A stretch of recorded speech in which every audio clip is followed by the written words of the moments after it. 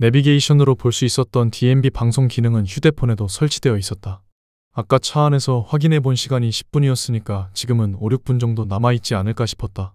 그 시간 안에 걸어서 바닷가에 도착하려면 서둘러야 했다. 슬슬 감기 기운이 느껴져 몸이 나른해졌지만 나는 경보선수인 양 바닷가를 향해 빨리 걸어갔다. 그래도 시간은 확인해봐야지. 휴대폰을 들어 패턴을 풀었다. 화면엔 인터넷 검색을 할 수 있는 어플이 실행되어 있었고 메인 화면 안에는 좀비 영화에 대한 검색 결과가 나와 있었다. 그걸 보고 나서야 화장실에서 검색만 하고 확인하지 않았던 정보가 무엇인지 기억났다. 나는 검색 결과를 훑어보았다. 작년 여름에 개봉했던 최신작부터 예전에 만들어졌던 작품까지 다양한 영화들이 검색되어 있었다. 대부분 제목 안에 좀비 아니면 시체 또는 죽음을 의미하는 영어 단어인 dead라는 단어가 들어있었다. 그렇게 유치해 보이는 제목들 사이에서 한 영화의 제목이 나의 눈을 사로잡았다. 나는 좀비와 함께 걸었다. 흑백 영화임을 알려주는 포스터를 보며 제목을 입으로 발음해 보았다. 뭔가 그럴듯한 분위기가 느껴지는 제목이라고 생각하는데 주위 어딘가에서 여자의 비명이 들려왔다. 고개를 들어보니 나는 어느덧 여관 건물이 늘어서 있는 사거리에 와 있었다. 비명이 들린 곳은 여관 건물 중 한 곳의 옥상이었다. 어두운 와중에도 옥상에 가득 차 있는 복균자들의 검은 그림자가 눈에 띄었다. 느릿느릿 움직이는 놈들을 보면서 나는 여관 건물을 지나쳐갔다. 비명과 함께 살려달라는 외침이 여관 건물 곳곳에서 터져나왔다. 마을에 있던 놈들 중 일부가 살아있는 사람을 찾아 여관 건물 안으로 들어간 모양이었다. 혹은 객실에 투숙하고 있던 손님 중 누군가가 독감에 걸렸다가 죽은 뒤 괴물로 변했을지도 몰랐다. 여러 가지 상황이 있을 수 있겠지만 공통분모는 하나였다. 결국엔 잡아먹히거나 독감에 걸릴 거라는 사실이었다. 비명소리가 하나둘씩 줄어들고 있었다. 콜록거리면서 나는 휴대폰으로 다시 시선을 돌렸다. 좀비 영화의 검색 결과가 나와 있는 어플을 끄고 DMB 방송을 볼 수 있는 어플을 실행했다.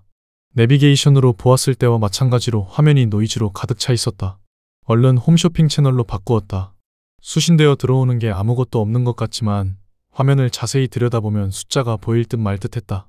휴대폰을 눈 가까이 들이대면서 미간을 좁혔다. 3분하고도 51초, 50초, 49초가 지나가고 있었다. 예상보다 시간이 많이 지났다고 생각하는데 옆에서 낯선 인기척이 느껴졌다. 심장이 덜컥 내려앉는 것 같은 두려움을 느끼며 옆으로 고개를 돌렸다.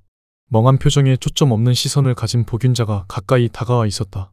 나에게 해코지라도 할 것 같아 도망치려는데 뒤에서 또 다른 인기척이 느껴졌다. 뒤돌아보니 꽤 많은 수의 복균자가 걸어오고 있었다.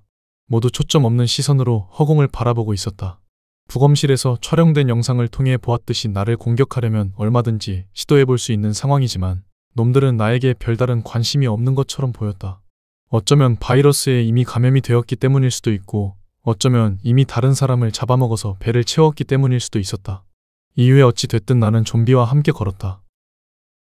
고열과 기침 때문에 아무 생각도 할 수가 없었다. 머리가 텅 빈 것 같은 기분이 들었지만 한 가지 목표만은 잊을 수 없었다. 그것은 반드시 바닷가에 도착하고야 말겠다는 굳센 의지였다. 그런 의지가 있기 때문에 나는 걸음을 옮길 수 있었다. 주택가에 들어왔는지도 몰랐는데 정신을 차리고 주위를 둘러보니 어느새 바닷가가 보였다. 나와 함께 걸어왔던 놈들은 제각기 다른 방향으로 흩어졌다. 바다가 보이는 곳으로 걸어가던 나는 문득 아래를 내려다보았다. 횟집 아저씨가 우리를 향해 기어왔던 흔적이 남아있었다. 하지만 흔적을 남긴 장본인은 보이지 않았다. 벌써 죽었다가 되살아나 어딘가로 걸어갔을지도 모를 일이었다. 만약 그게 아니라 해도 무슨 상관이겠는가. 나는 다시 바다를 향해 걸어가면서 DMB 방송으로 시간을 확인해 보았다. 비교적 깨끗해진 화면으로 발사까지 18초가 남았음을 알려주었다. 몸에서 열이 확 올라오는 게 느껴졌다. 기침과 함께 호흡도 가빠졌다. 힘겹게 숨을 내쉬며 파도가 보이는 곳에서 걸음을 멈췄다. 더 이상 걸어갈 힘도 남아있지 않았다. 나는 파도 소리에 귀를 기울이며 자리에 털썩 주저앉았다. 이마에서 흘러내린 식은땀을 닦고 나서 시간을 확인해 보았다.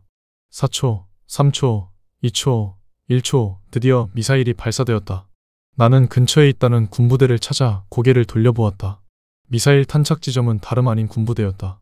어디서 쏘아 올린 건지 안다 해도 도착하는데 걸리는 시간은 정확하게 알 수가 없었다. 이곳저곳을 둘러보다가 나는 이 병장과 최일병이 처음 모습을 드러내며 뛰어왔던 방향으로 고개를 돌렸다. 아마도 그쪽에 군부대가 있을 거라고 예상하면서 눈밭 위로 몸을 뉘었다. 앉아있을 힘도 남아있지 않았다. 몸이 뜨거워 미칠 것 같았다. 눈밭에서 올라오는 한기도 이 뜨거움을 식히지는 못했다. 나는 대자로 뻗어 밤하늘을 올려다보았다. 반짝반짝 빛나는 별들이 쏟아질 것처럼 많이 보였다. 옛날 시골집에서 보았던 밤하늘을 떠올리는데 휴대폰이 울렸다. 발신자가 누군지 확인해 보고 싶기도 하지만 한편으로는 모든 게 귀찮아서 벨소리가 빨리 그쳤으면 좋겠다는 생각도 들었다. 어쩌면 발신번호 1번의 주인공이 건 전화일지도 몰랐고 어쩌면 나를 버리고 간 친구가 건 전화일지도 몰랐다. 둘 다 아니라면 회사에서 건 전화일지도 모르겠다는 생각이 문득 들었다. 갑자기 해고 통보를 해서 정말 미안했다고 사과하기 위해 전화를 걸었을지도 모르는 일이었다. 물론 그런 일이 벌어질 가능성은 매우 희박했다. 나에게 벌어졌던 모든 일들을 떠올리면서 밤하늘을 가로질러 날아가는 하얀 섬광을 눈으로 쫓아갔다. 별똥별은 아니라고 확신하는데 조금 전에 군부대가 있을 거라고 예상했던 방향에서 뭔가 터지는 소리가 들려왔다. 그 폭발음이 파도 소리와 섞이는가 싶더니 순식간에 주위가 조용해졌다. 몸의 열기가 나의 의식을 빼앗아 가고 있었다. 바다를 보았다. 어디서 나타났는지 모를 낡은 배 한 척이 수평선을 향해 멀어져 갔다. 그걸 쫓아 시선을 움직이는데 또 하나의 섬광이 나를 향해 날아왔다. 마지막 탄착 지점은 바로 이곳인 모양이었다. 종말을 앞두고 있는 시점에서도 나는 2주 뒤에 회사를 그만둬야 하는 해고 대상자일 뿐이었다.